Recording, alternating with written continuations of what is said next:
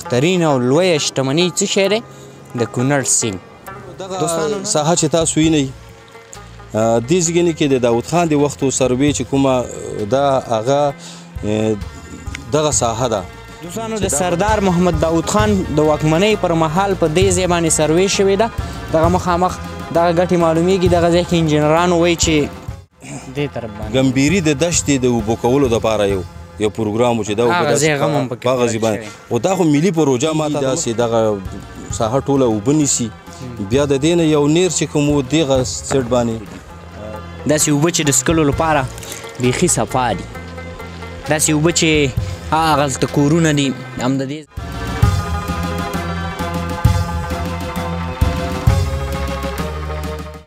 دنګو دنګو هسکو غرونو بیخ کې د دې مست سیند د څپو په تماشو یم او په هر موج کې تصویر د جانان وینم.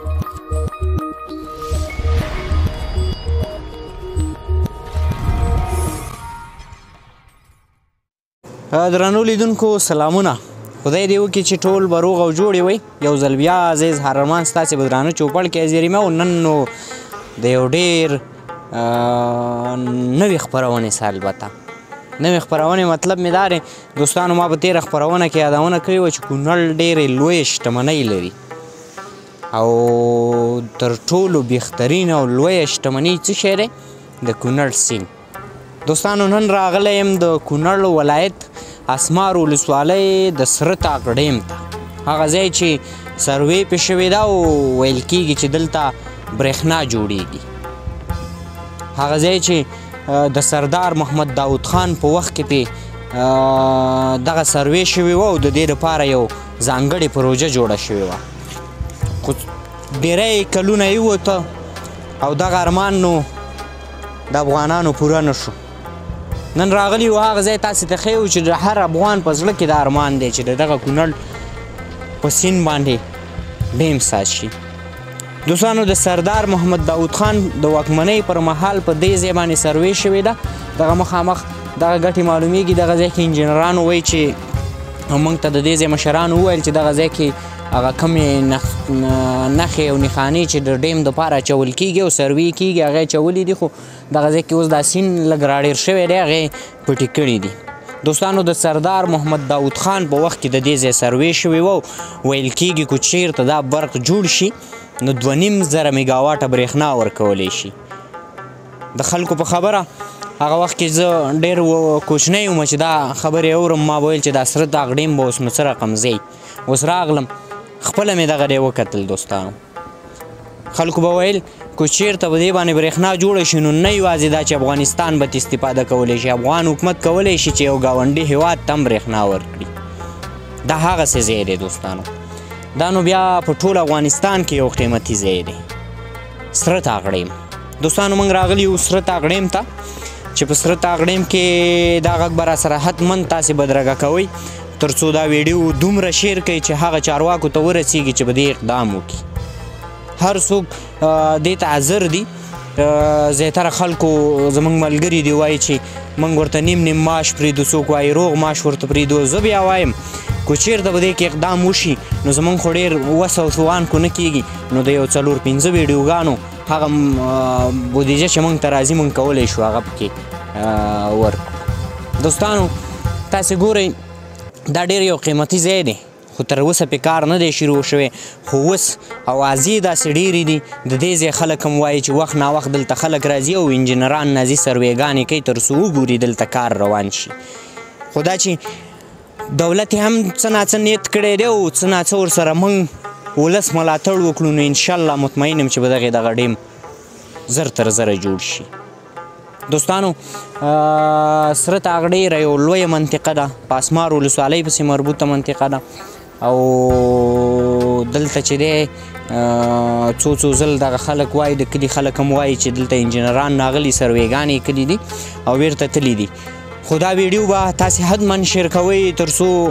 ډېره مخکې لاړه شي او خلک یې وګوري تر څو د دې ملاتړ وشي او عملي کار شروع شي. موږ عملي کار غواړو. په دغه ټایم موږ عملي کار غواړو نو تاسې را سره د دغه غږ بدرګه کوئ او ملاتړ مو وکړئ تر څو دا غږ هغه چارواکي چې په دې کې کار کولی شي هغه چارواکو ته ورسیږي او دلته عملي کارونه شروع شي. دوستانو تاسې ګورئ سره تاغړیم او د کونړ سیند ډېر یوه لویه ساحه ده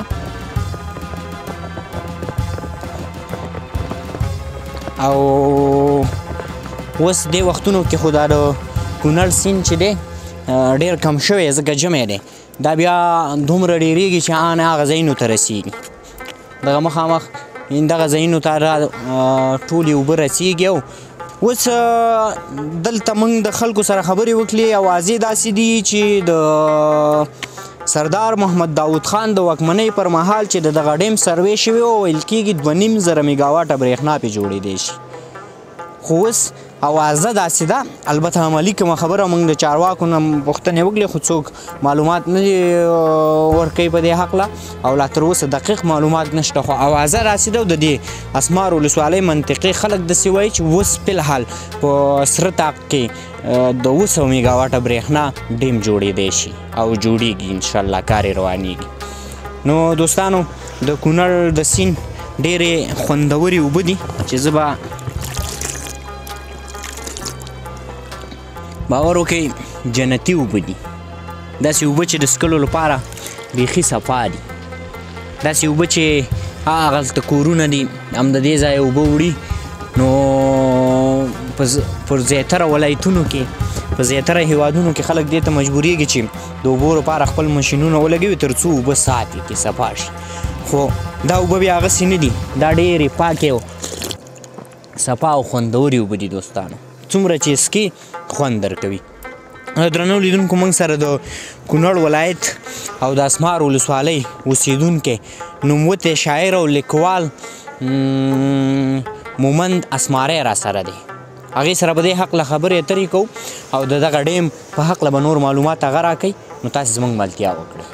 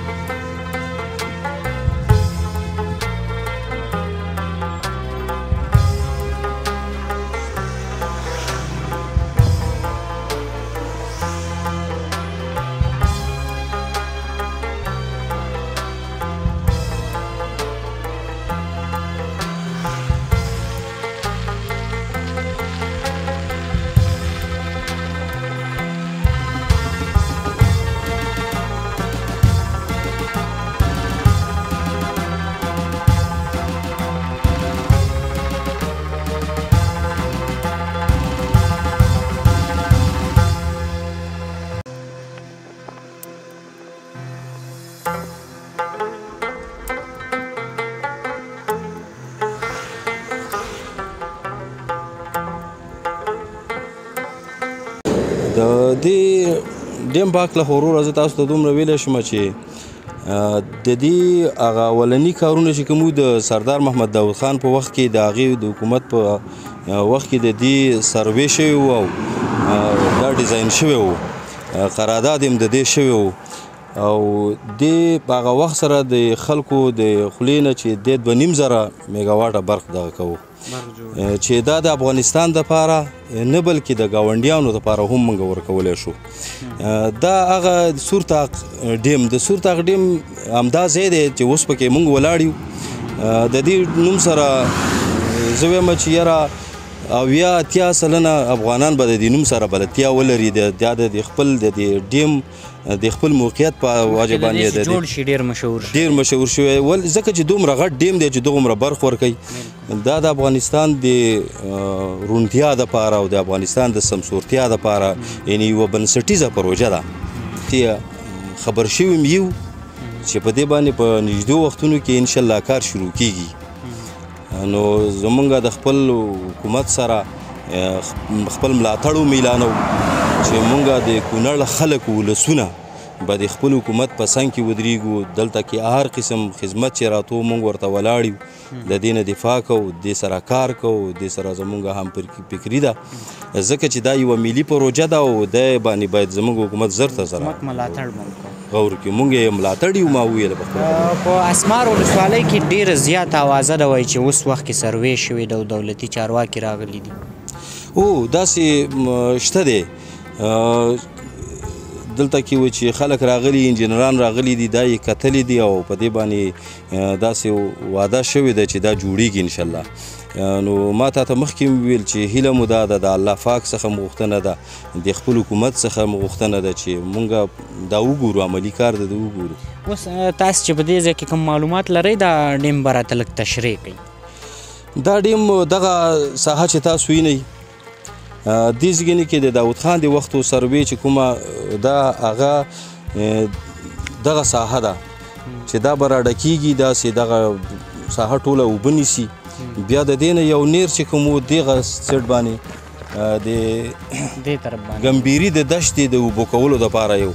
پروګرام و چې دا هغه ځای باندې خو دا خو ملي پروژه ما تاته مخکې وویلې چې نه یوازې چې برق یې ټول افغانستان ته رسیږي، اوبه یې هم نصف افغانستان ته دغه کېږي. دغه سیټ ته هم یو نیر د دې نه ډیزاین و چې یو نیر به په دغه غاړه هم ځي د کامې ګوشتې پورې په هغه طرف باندې. او دغه د دې نه به وړې سربندونه بیا د دې لار کې چې کومې ځمکې راځي دا به ترې ټولې خړوبېږي. ورسره به مثال دې ته د څښلو اوبه به هم په هغه کېږي، دا خلکو ته رسیږي د څارویو دپاره، د استعمال دپاره او د ځمکو دپاره به اوبه خو د ژوند او د دې ډیم د دې ځای نه چې شروع ده تر هغه ځای پورې کوم ځای پورې موقعیت به وي چې مقصد ټاکل شوی چې د هغه ځای پورې به جوړېږي؟ د دې وروره همدغه ځګینه ټاکل شوی و. دلته د داود خان د وختو هغه د دې د ډیزاین د لیول هغه سیمټ هم لګېدلي دي، خو اوس په دې اوبو کې لږ پټ دي. دا اوبه بیا نورې لږ ښکته کېږي چې هغه موږ تاسو ته وښیو چې دغه ځای دی. د داود خان په وخت کې شوی ده چې د چین دولت سره یې په وخت سره قرارداد شوی و. نو دا خو د حالات بیا دغسې راغله، انقلابونه راغله او ګډوډیانې راغلې، د هغې نه پاتې شولو. تر اوسه پورې زمونږ یو نظام هم دومره نه دی ټینګ شوی چې به دې کار وکړي، یا نه دی توانېدلی، یا حالات داسې نه دي برابر شوي. یعنې دا یو ملي ارمان دی، زمونږ د حکومت هم ارمان دی، په هر وخت کې زمونږ د ولس هم ارمان دی چې دا پوره شي. په ځوانانو دې وخت کې ډېره لګوله په فیسبوک او په رسنیو کې جوړه کړې چې د کونړ ډیم د خامخا جوړ شي که نه؟ تاسې ورته څه پیغام لرئ؟ یو ډېری ځوانان داسې شته چې وایي چې موږ ورته د یوې میاشتې معاش، څوک وایي موږ ورته هغه د یو څو ویډیوګانو چې کوم ګټه موږ ته راځي هغه هم ورته وقف کړي چې تر څو دا ډیم جوړ شي. زه خو د خپلو ځوانانو باندې ویاړم او ګوره دا خو هغه شاعري مو چې مینه نوره څنګه وي وطنه زوروره. خو دغه مینه د سړی چې دی هغه د یوه میاشتې چې تنخوا چې خپل اولاد له پې وړه او الوګان اخلي او هغه سړی دې له ورکوي، خو دغه د دغې نه نوره زیاته مینه نشي کېدلی که نه. نو زموږ ځوانانو خو زموږ د ځوانانو زموږ د ولس دا هر وخت کې یوازې نه چې اوسه په هر وخت کې دغه غوښتنه ده که په هره رسنۍ ته موږ لاسرسی پیدا کړی، که تصویري ده، که غږیزه ده، که دغه خواله رسنۍ اوس راوتلي، په دې کې زموږ ولسونو په خپل وخت سره هر وخت کې زموږ ځوانانو دا چغه پورته کړې ده، زموږ سپین ږیرو دا چغه پورته کړې ده چې دوی سره موږ ملاتړ یو، موږ ورسره قرباني م ورکوو. حتی ما تاته ویل چې یو سړی د خپلو بچو رزق راخلي ودي کې ورکوي د یوې میاشتې تنخوا. نو خو دغه مینه ده ګنه دغه د غریب سړي دپاره خو دغه نور غټه خبره ده که نه نو زمونږ سرمایهدار هم دغه شان دي زمونږ ټول خلک زمونږ سپین ږیري دي که مو هر څه دي مونږ دې ولاړ یو دا زمونږ خپله پروژه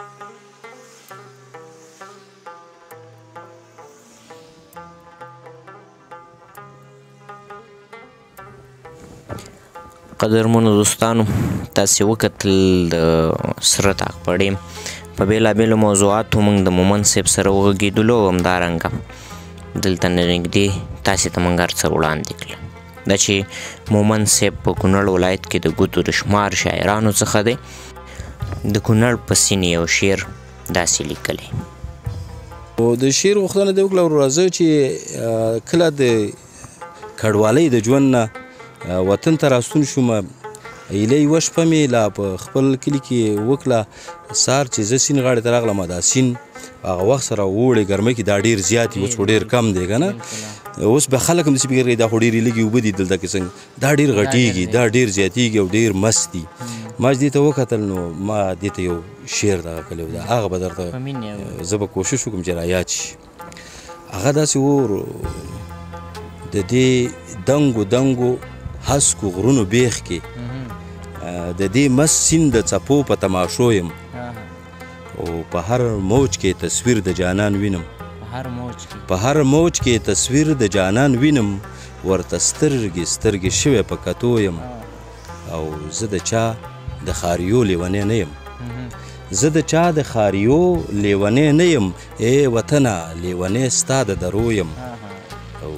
چې اغزي سره دې ولګم ټکور شم چې اغزي سره دې ولګم ټکور شم ګل خو پرېږده چې مین دې په اغزو یم او اوس دې دشتې راته غېږ که چې وده شم اوس دې دشتې راته غېږ که چې وده شم مومن ستړی د پردیس له شوګیرو یم مومن صاحب ډېره زیاته مننه تا ته هم غټ تکلیف در کوم موږ ته دې وخت راکړو ډېره زیاته ژوندی اوسئ خوشحاله اوسئ ستاسو نه هم نړۍ مننه ډېره مننه کور ودان سلامت اوسئ قدرمنو دوستانو تاسې وکتل موږ د مومن صاحب سره هم په دغه هکله وغږېدو او د سره طاق ډیم ته راغلو دا چې د کونړ ټي وي د ډېری مینوالو غوښتنه وه چې تاسو لاړ شئ سره طاق ډیم یوه خپرونه جوړه کړئ نو بالاخره راغلو خپرونه مو جوړه کړه نو په تاسې هم غږ دا دی دا خپرونه در سره مخکې بوځئ شیر یې کړئ تر څو چارواکو ته ورسیږي او په دې باندې عملي کارونه شروع شي او ډېری زموږ داسې دوستان شته چې ماته په شخصي کې میسج کړي وایي چې کو دې ډیم باندې کار روان شي نو همدا کونړ ټي وي ته به دغه پیسې موږ حواله کوو او تاسې به د ویډیو د لارې به دولت ته حواله کوئ تر څو په دې باندې کارونه روان شي نو دوستانو وګرځېدو دغه نو د سره طاق ډیم دی هغه چا چې غوښتنه کړې وه خدای دې وکړي چې په دغې هغه مینه ماته شوي او تر بیا چې زه اظهار ارمان د خپل کیمرامین اکرام الله بیدارزي سره ستاسې په درانه چوپړ کې حاضرېږم د یو سوکاله او آباد افغانستان په هیله او د دې ډیم د آبادولو په هیله تر هغې خدای په امان